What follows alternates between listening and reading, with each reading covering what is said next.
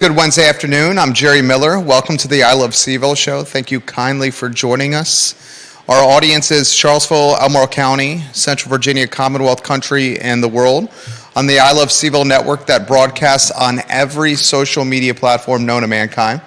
Long-form content from a Charlottesville and Central Virginia's perspective. Today we'll talk the fallout or the results of election night from a Virginia standpoint. We'll talk about them from a Central Virginia standpoint. I'm going to ask you guys this question. What's next for politics in Virginia next year and in the short term? What's next for politics in Virginia in Albemarle County and in the city of Charlottesville? The year ahead is incredibly important in many races that matter locally. City of Charlottesville Council, 3 spots of 6 are up for re-election in 1 year. Charlottesville City, the council. The Albemarle County Board of Supervisors, 3 spots, half the board, 3 of 6 up for re-election in a year. And the Albemarle County School Board, the school board has 7 seats on it, and there are 4 spots up for re-election on the Board of Supervisors of Albemarle County. And potentially, you have a majority on a majority with the school board on the horizon to be determined. So we'll talk about that on the show. I think the entire country is going to be following. Love him, hate him. You certainly know he's there, and his name is Donald Trump. He's going to make an announcement on the 15th of November. I spoke about this on John Blair's Twitter Live yesterday, and John, if you're watching, you did a heck of a job on Twitter yesterday. Love him or hate him, you know Donald Trump is there. And Trump has promised on November 15th that he will make a significant announcement with the expectation is that he is going to run again for president. So if someone of his brand recognition or divisiveness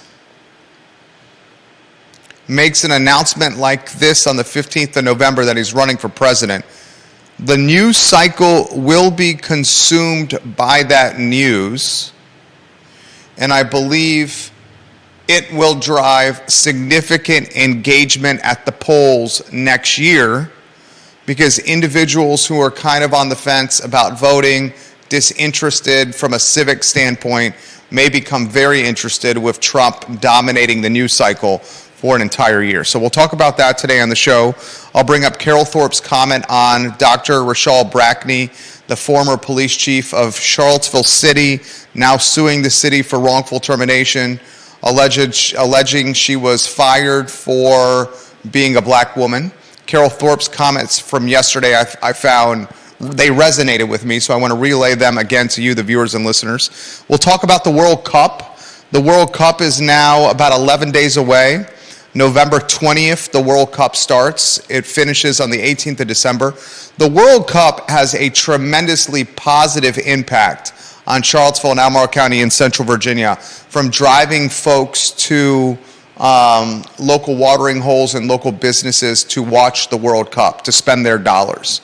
Three Notched Brewery, one of my favorite places in Ix Park, currently has the largest TV I have ever seen in my entire life set up inside its brewery. It is absolutely massive. It is the largest TV I've ever seen. And the influence behind setting up this extremely large TV, which is on the far end, kind of, if you've been into Three Notch at Ix Park, it's by the wall of windows. It's covering the wall of windows over by the bathrooms at Three Notch Brewery inside. It's massive, it's ginormous, and it was done, it was integrated or implemented because of the World Cup on the horizon, as Three Notch makes a push to be an epicenter for viewership at watching the World Cup. So I want to talk about the impact the World Cup could have on Central Virginia. It's a busy show. Why don't we welcome Judah Wickhauer to the program on a two-shot, the jack of all trades. Good afternoon, my friend. Good afternoon.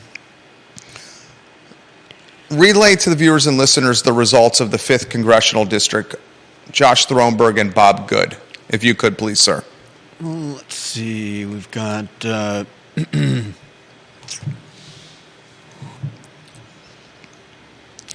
let's also Bob make sure Good. we're balanced here with our shots after you relay those results to the viewers and listeners. Bob Good had 58% of the vote with 174,316 votes, while Josh Throneburg ended up with 42%, which came out to about 126,000.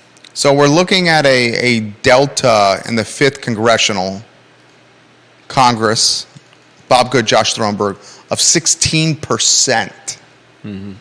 That is a landslide victory for the incumbent Bob Good. A landslide victory.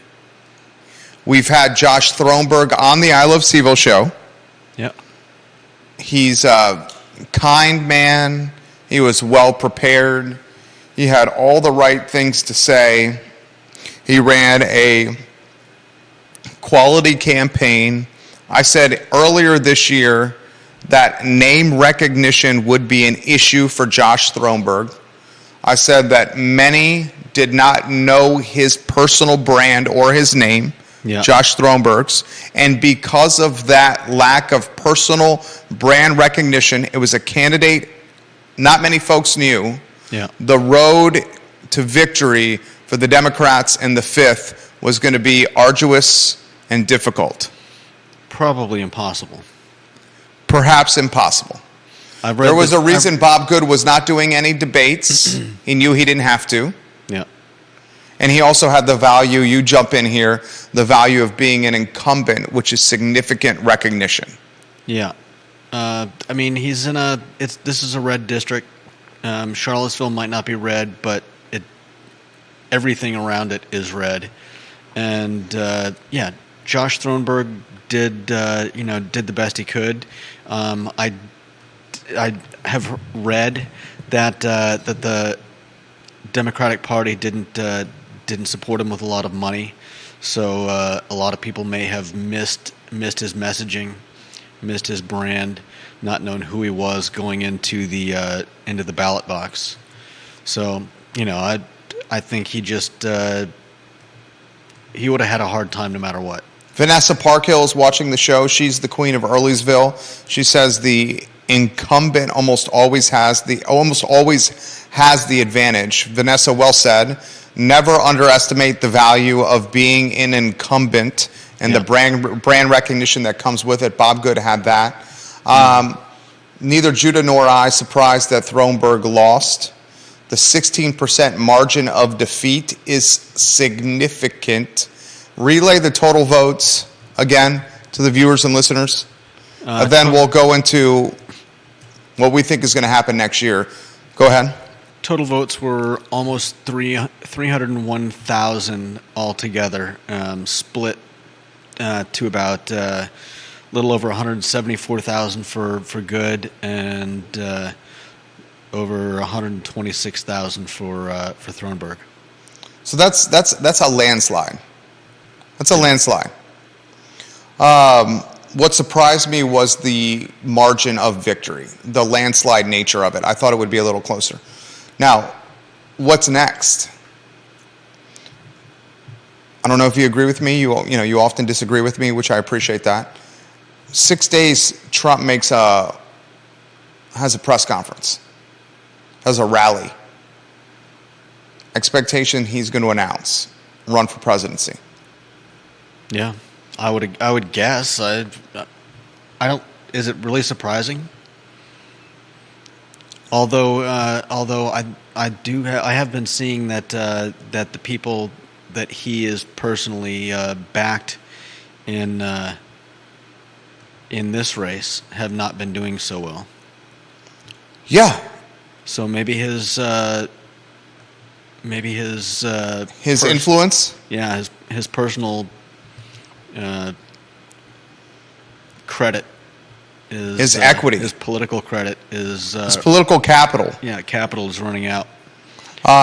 His social platform, here's a headline for you.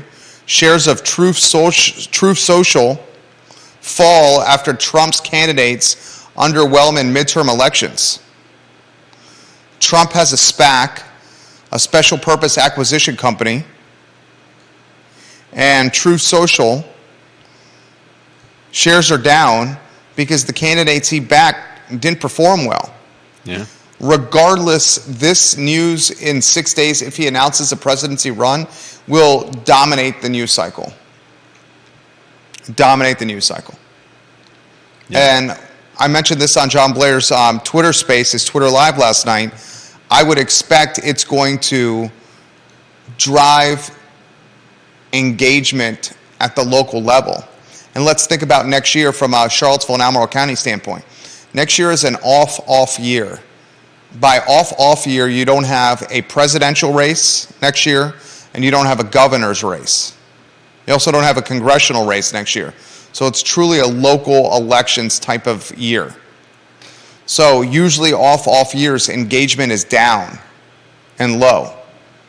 So if Trump makes this announcement, I would think it's going to rally a lot of people who otherwise would not be voting in off years to, in fact, vote. So that's the kind of influence this guy has from a volatility, moving the needle, divisiveness, brand recognition standpoint, whatever the heck you want to call it. And next year is massive. It's massive. And why it's massive is for the following reasons. You are seeing these crucial talking points relevant in every household. And those crucial talking points that are relevant in every household are the public school issue, transportation at public school, violence at public schools, curriculum at public schools, transgender at public schools, teacher quitting at public schools. Those 5 talking points are top of mind for parents in Charlottesville City, Albemarle County, a lot of public schools. Transgender, curriculum, teachers quitting, transportation's issue, and violence in and around the school. Okay? Those 5 topics right there are directly impacted by school board leadership. And Albemarle County has 4 spots that is up for re-election next year on the school board. 4 of 7. Scottsville District, Whitehall, Rivanna, and the at-large seat are all up for re-election. That is significant. Supervisors, 3 spots up for re-election. Whitehall, Rivanna, and Scottsville. And Charlottesville City Council has 3 spots of 6 up for re-election. Mayor Lloyd Snook has said on the show he will run for re-election. We do not expect Sina McGill to run. I do expect that Michael Payne is weighing his options and may consider either a run for re-election on council or maybe a push for state delegate. Michael Payne. So 3 spots of 6 on council. And you have a lot of local issues. I just rattled off the 5 the top of mind issues for schools. You got a lot of local issues from a non-school standpoint as well. Non-school issues in both Albemarle County and City of Charlottesville. Both are going to raise the real estate tax rate. Both Albemarle County and Charlottesville City will raise the real estate tax rate, making the taxes on our house more expensive. They will do that. That's an issue that should be followed. We talked yesterday about economic development, and I asked you the question, what economic development has Charlottesville City and Albemarle County done? Keith Smith on Real Talk this morning highlighted broadband and the push for broadband, especially in Albemarle County, and I think that is impactful for economic development because, as Keith said, it lays the groundwork for economic development. But from a recruiting a company standpoint, we struggle to think of something in the last 5 years. And from a tax incentive to drive development standpoint, we've struggled to think of something in the last 5 years. I think that's another topic that'll be front and center is economic development and how you alleviate the pressure of residential owned real estate from a tax standpoint, from a tax burden.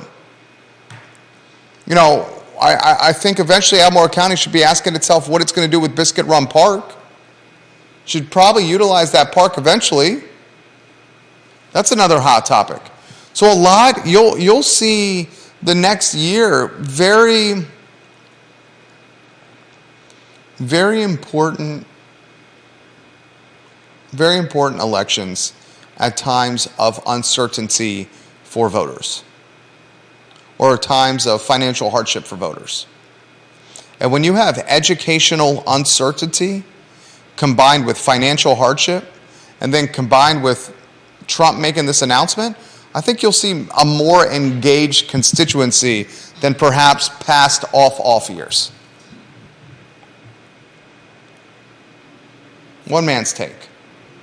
I don't know if you want to add anything before we get off this topic and head to Carole Thorpe's comment, Judah Wickower. No. Okay. Yesterday we talked about Dr. Rochelle Brackney's tweet from a few days ago where she was showing video or tweeting video of a former Charlottesville police officer who was in Charlottesville police uniform doing some kind of video on social media, and it wasn't a good look for him. It was it just wasn't a professional look. But she tweeted this in a way where it was almost like threat, saying, "Look what I'm posting now. This makes you look terrible, and more to come." I thought the video, while unprofessional, wasn't it wasn't truly a damning video for the police department. I didn't really think it was over the top. It wasn't anything criminal or anything bad like that. And in the process of talking about this yesterday, Carole Thorpe commented, she's the queen of Jack Jewett, and she said, because I was saying Brackney was on the short list for the Minneapolis, I always mess that up. Minneapolis. Minneapolis. Minneapolis. Thank you, Jim. There you go. She was on the short list for the Minneapolis police chief job. Yeah. And she didn't get it. And I said, well, maybe if she wasn't trying to air the dirty laundry of her former employer, she may have gotten better and looked better on paper and could have gotten this job. And Carole Thorpe said, and it was a good comment, I think that she's applying for these jobs not to necessarily get the jobs, but to justify her lawsuit against the city, saying you've tarnished my rep from getting future work, which is the essence of her lawsuit. Yeah. And I think it's a strong comment by Carole. I was shocked that Brackney made it to the short list of 3 potential candidates for that job. She didn't last very long here. In her time that she was here, her only true time as a police chief of a jurisdiction, there was a lot of issues. Yeah, but I think she was hired here with some progressive policing expectations. Well, she came in as a reformer, right? Yeah, progressive policing. Yeah, like reforming, progressive, in that category.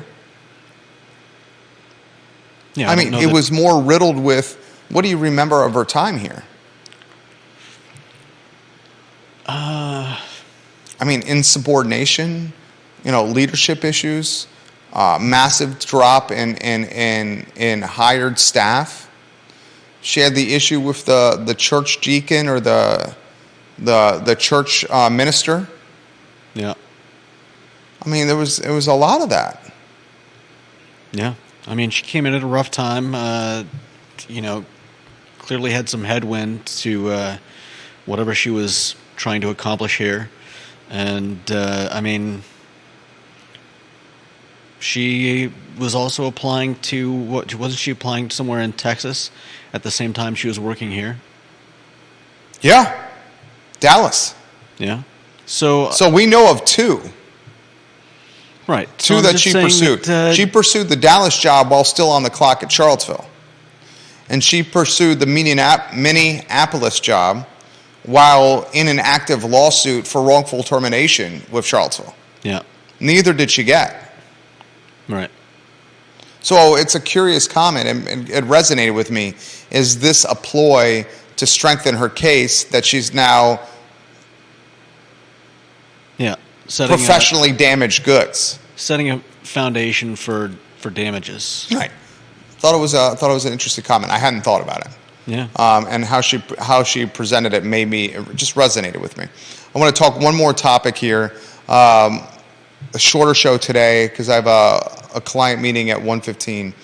The World Cup starts on November 20th. That is in 11 days, less than 11 days, and it runs to December 18th. This is every 4 years. The World Cup is on the same playing field as March Madness, the NCAA men's basketball tournament, for driving patron engagement to venues that are set up for sports viewing. So if your restaurant or a business in town has TVs for sports viewing, you have a month before Christmas, November 20th to December 18th for the World Cup, where I think you're going to be pretty busy. Off the top of your head, Judah, viewers and listeners as well, best places to view the World Cup. I'll say this again. I saw the TV at 3 Notch that they just installed. I was just going to mention that. Do you have it on social media? Picture of it? I don't know. Let me see if I can find one. You saw it. I saw it yesterday. The thing is enormous. It's the biggest TV I've ever seen. It's taller than I am. It's an aggregation of a bunch of different panels, but it's the biggest TV I've ever seen. I don't know if there's something on their social media. And they also have a lot of other TVs in there. That's a fantastic spot for viewing the World Cup. I would have thought, and Draft is working as hard as possible to open Draft Tap Room. But goodness, if you're Draft Tap Room and you had the business open before the World Cup, you would be standing room only on the downtown mall. Because if you think about it, where can you watch sports on the downtown mall? Citizen Burger Bar. And then Jack Brown's, I think Jack Brown's has one TV, right? Where in the downtown mall can you watch sports right now? Draft Tap Room is not open right now. You have Citizen Burger Bar. Not a lot of places. Where can you watch the World Cup? You think of any? I think Jack Brown's has one TV. And that's a tiny little spot. It's a tiny, as well. and it's a tiny TV as well. It's a tiny TV.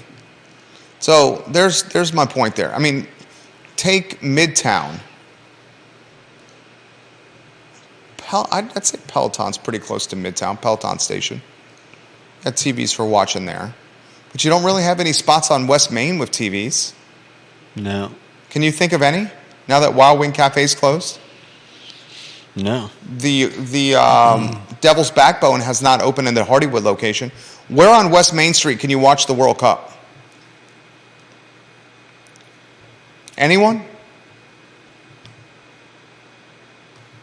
Right? Tough to find, right? No, Dairy no. Market has got some setups for TV viewing.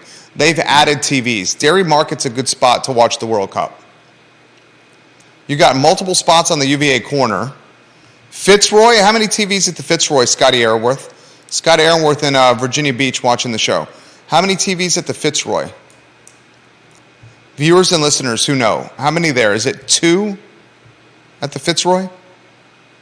The corner's got obvious spots where you can do it. Janice Boyce Trevelyan, I did see, thank you JBT, Janice Boyce Trevelyan for commenting. I did see that Dino's is opening up at Pro Renata. That's brilliant. Dino's is also opening another food stall on Dairy Market. So Dino Hotcha.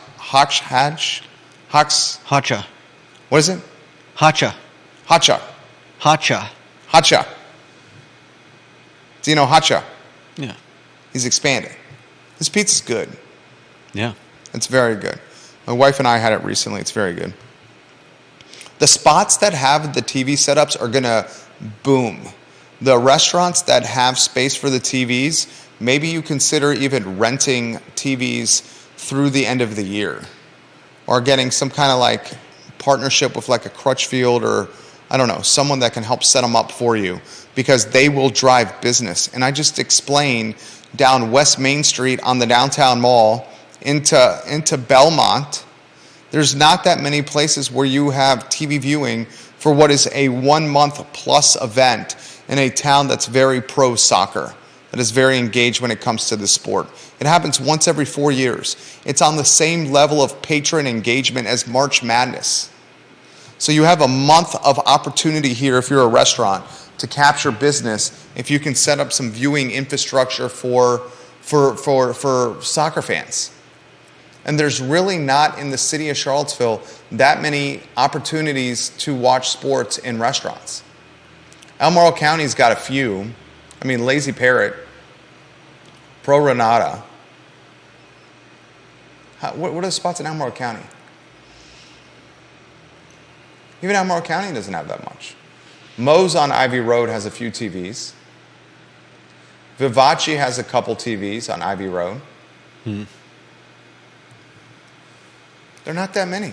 No. They're not for a town that has a college. I would say Virginia's athletic department is well-rounded with sports. Yes, football could be better. But there's an ACC team in the town. There's not that many sports viewing setups in this area. Yeah. There's a lot of stuff that's missing from Charlottesville. Kevin says Boylan Heights, Mellow Mushroom, Timberwood, 5th Street Station. Juan Sarmiento says Guadalajara. Something I observed. All right, that's the Wednesday edition of the show. We will be back tomorrow. You have today mañana at 10:15 a.m. tomorrow, and then we have the I Love CVille show at 12:30 tomorrow. It's the Marine Corps' birthday tomorrow. Yeah. Marine Corps' birthday tomorrow, and it's Veterans Day on Friday. So we stand by our servicemen and women on the I Love CVille Network. So early happy birthday to the Marines, and Veterans Day on Friday, which we will celebrate as well. Thank you kindly for joining us, a Wednesday edition of the I Love CVille show. Take care, everyone.